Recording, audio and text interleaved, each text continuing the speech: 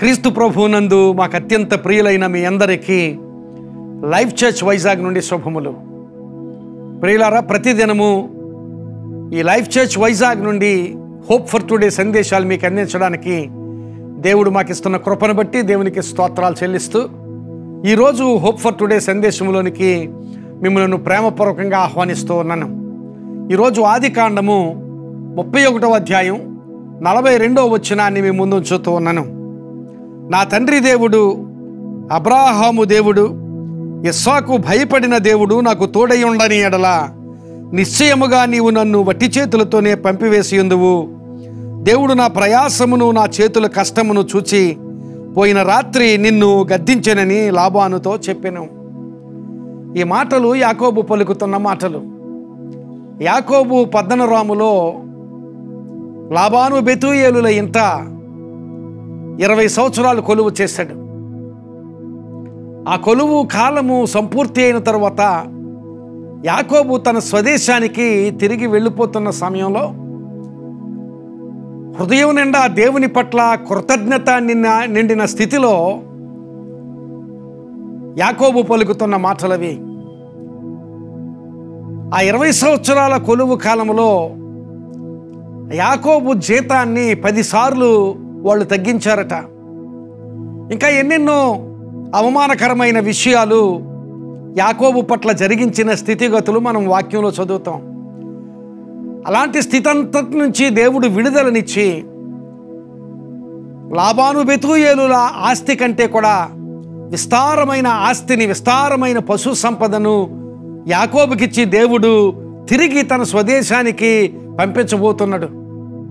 అలాంటి సమయంలో లాబానుతో యాకోబు అంటాడు, దేవుడు నాకు తోడుగా ఉండని ఎడల, దేవుడు నాకు సహాయము చేయని ఎడల ఇంత కృప నేను పొందుకుని ఉండేవాడిని కాదు.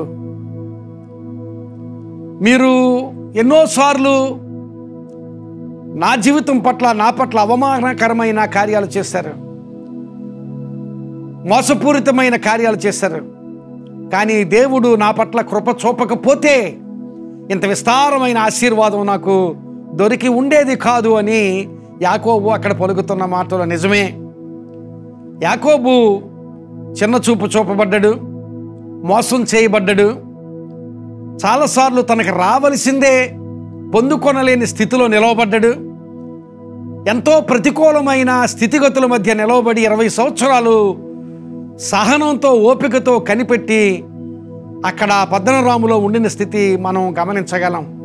ప్రియులారా, మన జీవితాల్లో కూడా ఆయా సమయాల్లో మనకు రావాల్సింది మనకు రాక, మనం పొందుకోవాల్సింది మనం పొందుకోక, మన చుట్టూ ఉన్నవారు మన సొంత వారు అనుకున్న వారే మనల్ని అవమానపరుస్తూ ఉండగా, మనల్ని చిన్న చూపు చూస్తూ ఉండగా, మనం పోగొట్టుకున్నది పోగొట్టుకుంటూ ఉండగా కూడా ప్రతికూలమైన పరిస్థితుల మధ్య మనం నిలిచి ఉండగా, అలాంటి స్థితిలో ఉన్నప్పుడు సహనము కలిగి, ఓపిక కలిగి దేవుని సన్నిధిలో కనిపెడితే నువ్వు దేన్నైతే పోగొట్టుకున్నాను అనుకుంటున్నావో, ఏదైతే నాకు రావాల్సింది పొందుకోలేకపోయాను అనుకుంటున్నావో, దేని కొరకైతే నేను అర్హుణ్ణి కానీ నా అర్హతకు తగిన దాన్ని నేను పొందుకోలేకపోయాను అనుకుంటున్నావో, దాని అంతటినీ దేవుడు మరలా తిరిగి నీకు ఇస్తాడు. యాకోబు జీవితంలో దేవుడు ఆ కార్యాన్ని చేశాడు. యాకోబు దేవుడే మన దేవుడు కూడా ఆ కార్యాన్ని మన పట్ల కూడా దేవుడు చేస్తాడు. అయితే ఒక విషయాన్ని గమనించాలి. యాకోబు ఆయనకు జీతం ఇచ్చేవారైన ఆ లాబాను బెతూయేలు పట్ల కానీ, లేక మనుష్యులను చూడలేదు. యాకోబు దేవుని మీద దృష్టిని నిలిపాడు. ఇదినా ఆ గొప్ప పాఠాన్ని యాకోబు మనకు నేర్పుతున్నాడు. ఒకవేళ మనకు రావాల్సింది మనం పొందుకోలేకపోయాం, దేనికోసమైతే అర్హత కలిగి ఉన్నామో అర్హతకు తగిన స్థితి నేను పొందుకోలేకపోయాను, చుట్టూ ఉన్నవారు నన్ను అవమానపరుస్తున్నారు, చుట్టూ ఉన్నవారు నన్ను చిన్న చూపు చూస్తున్నారు, ఇలాంటి ప్రతికూల పరిస్థితుల మధ్య నేను పొందుకోవాల్సింది పొందుకోలేకపోయాను అనుకున్న స్థితిలో నువ్వు నిలవబడితే దేవుని వైపు చూడు. దేవుని వైపు చూడడం మొదలు పెడితే దేవుడు నీకు ఇచ్చేది మనుషులు ఇచ్చే దానికంటే కూడా మిన్నయైనదిగా ఉంటుంది. మనుషులు ఇచ్చేదానికంటే కూడా మెరుగైన ఆశీర్వాదాన్ని, మెరుగైన స్థితిని దేవుడు నీకు ఇస్తాడు. అది ఒకవేళ ఆత్మ సంబంధమైన ఆశీర్వాదమైనా, లేక ఉద్యోగ సంబంధమైనదైనా, కుటుంబ సంబంధమైనదైనా, లేక ఆర్థిక సంబంధమైనదైనా, మనుష్యులు ఇచ్చేది కొంచెంగానే ఉంటుంది, దేవుడిచ్చేది చాలా విస్తారంగా ఉంటుంది. ఒక చిన్న పిల్లవాడు ఒక ఇంటిలో తన తల్లిదండ్రులతో ఉంటున్నాడు. ఆ చిన్న పిల్లవాడు ఉండే ఇంటి ఎదురుగా ఒక పాన్ షాప్ ఉంది. ఆ పాన్ షాప్లో చాక్లెట్స్, తర్వాత చిన్న చిన్న స్వీట్స్ ఆ డబ్బాల్లో, గాజు డబ్బాల్లో, గాజు సీసాల్లో వేసి అమ్ముతూ ఉంటాడు ఆ షాప్ యజమాని. చూస్తూ ఉంటాడు అవి నేను పొందుకోవాలని. కానీ ఆ రోడ్డు క్రాస్ చేసి అవతలకి వెళ్ళలేని స్థితి. కొంచెం పెద్దవాడు అయిన తర్వాత నెమ్మదిగా రోడ్డు క్రాస్ చేసుకుని వెళ్ళాడు. ఆ షాపు యజమాని పిల్లవాడిని చాలా సంవత్సరాలు చూస్తూ ఉన్నాడు. ఆ పిల్లవాడే అక్కడికి వచ్చేసరికి ఆ షాపు యజమానికి కూడా ఆసక్తిగా అనిపించి, ఏనానా వచ్చావు, ఏమైనా కావాలా అంటే ఒక సీసాలో ఉన్న చాక్లెట్స్ కావాలని చూపిస్తాడు. ఆ చూపించినప్పుడు ఆయన ఏం చేస్తాడంటే ఆ సీసా మూత తీసి ఆ సీసా పిల్లవాడి ముందు పెట్టి, తీసుకొని ఆయన అంటాడు.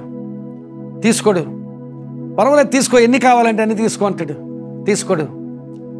అప్పుడు ఆయనే ఆ చేతి నిండా, ఆ షాపు యజమాని తన చేతి నిండా చాక్లెట్స్ తీసి ఆ అబ్బాయి జేబులో వేస్తాడు. ఆ తర్వాత అబ్బాయి నవ్వుకుంటూ వెళ్ళిపోతూ ఉంటే అప్పుడు ఆ షాపు యజమాని అడిగాడట, నాయనా నువ్వు తీసుకోవచ్చు కదా అంటే, నేను తీసుకుంటే కొంచెమే వస్తాయి అంకుల్, మీరు ఇస్తే ఎక్కువ వస్తాయని. నిజమే, ఈ లోకస్తులు ఏదైనా మనకిస్తే కొంచెమే, కానీ దేవుడు మనకిచ్చింది చాలా మెరుగైందిగా, చాలా మిన్నయిందిగా, చాలా ఎక్కువైందిగా ఉంటుంది. యాకోబు అదే చేశాడు. యాకోబు తనకెవరైతే ఇవ్వవలసి ఉన్నదో వారి వైపు చూడలేదు. వాళ్ళు మోసం చేసినా, వాళ్ళు అవమానపరిచినా, చిన్నచూపు చూసినా వారి వైపు చూడలేదు, దేవుని వైపు చూడడం మొదలుపెట్టాడు. దేవుని వైపు చూడడం మొదలుపెట్టిన యాకోబుకు దేవుడు విస్తారమైన సంపద, విస్తారమైన ఆస్తిని ఇచ్చాడు. ఇప్పుడు యాకోబు విస్తారమైన సంపదతో తన స్వదేశానికి తిరిగి వెళ్తున్నాడు. ప్రియులారా గమనించాలి, మనం పోగొట్టుకున్నాము అనుకున్న దాన్ని దేవుడు తప్పక మనకిస్తాడు. దేవుడు ఇచ్చినప్పుడు అకస్మాత్తుగా దాన్ని ఇస్తాడు, అలాగే విస్తారంగా ఇస్తాడు. నీ ఊహించలేవు. సహజాతీతమైన రీతిలో దేవుడు ఆ ఆశీర్వాదాన్ని నీ జీవితంలోనికి పంపిస్తాడు. అందుకని యోవేలు గ్రంథం 2వ అధ్యాయం 25వ వచనంలో పురుగులు వచ్చి, ఆయా మిడతలేమిటి, రకరకాల పురుగులు వచ్చి సంవత్సరాల తరబడి తినివేసిన మీ పంటను మరలా తిరిగి మీకు ఇస్తాను అని దేవుడు వాగ్దానం. మీరు ఏదైతే పోగొట్టుకున్నారో దాన్ని మరలా మీకు తిరిగిస్తానని. ఈ దినాన్ని నీవేదైనా పోగొట్టుకున్నాను అనుకుంటున్నావా? నీకు ఇవ్వవలసిన వారు నీకు ఇవ్వలేదు అనుకుంటున్నావా? నీకున్న అర్హతను బట్టి నీవు పొందుకోవలసింది పొందుకోలేదు అనుకుంటున్నావా? సహనం కలిగి, ఓపిక బట్టి దేవుని మీద నిరీక్షణతో కనిపెట్టు, దేవుని సన్నిధిలో కనిపెట్టు, దేవుని అడుగు. దేవుడు తప్పక నువ్వు పోగొట్టుకున్నాను అనుకున్న దానికంటే విస్తారమైన ఆశీర్వాదాన్ని నీకు ఇస్తాడు. అలాంటి ఆశీర్వాదం పొందుకోగలిగేటట్లుగా దేవుని మీద విశ్వాసంతో, నిరీక్షణతో దేవుని సన్నిధిలో కనిపెట్టినట్లయితే దేవుడు తప్పక అలాంటి ఆశీర్వాదం నీకు ఇస్తాడు. దేవుడు నీవు పోగొట్టుకున్నదానంతటిని తిరిగి నీకు దయచేయునుగాక. ఆమేన్.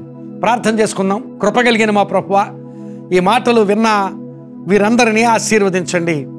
ఏమైతే వారి జీవితాల్లో పోగొట్టుకున్నారో, ఏమైతే నేను పొందుకోవాల్సింది పొందుకోలేదు అనుకుంటున్నారో, నాకు కలిగిన అర్హతను బట్టి నేను పొందుకోవాల్సింది పొందుకోలేదు అనుకుంటున్నట్లయితే అటువంటి వాటిని వారికి దయచేసి ఆశీర్వదించమని ప్రార్థన చేస్తున్నాను. నిజమే ప్రభువా, మనుషుల వైపు చూస్తే కొంచెం మాత్రమే పొందుకోగలం.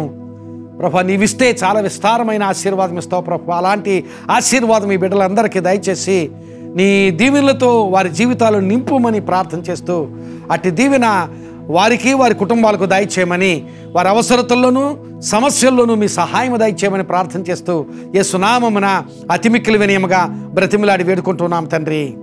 ఆమేన్. God bless you my friends. Have a wonderful day. ఈ సందేశం మీకు ఆశీర్వాదకరంగా ఉంటే మీకు తెలిసిన వారికి ఈ సందేశాన్ని షేర్ చేయండి. వారు కూడా ఆశీర్వదించబడినప్పుడు దేవుడు మిమ్మల్ని ఆశీర్వదిస్తాడు. దేవుడు మిమ్మల్ని దీవించునుగాక.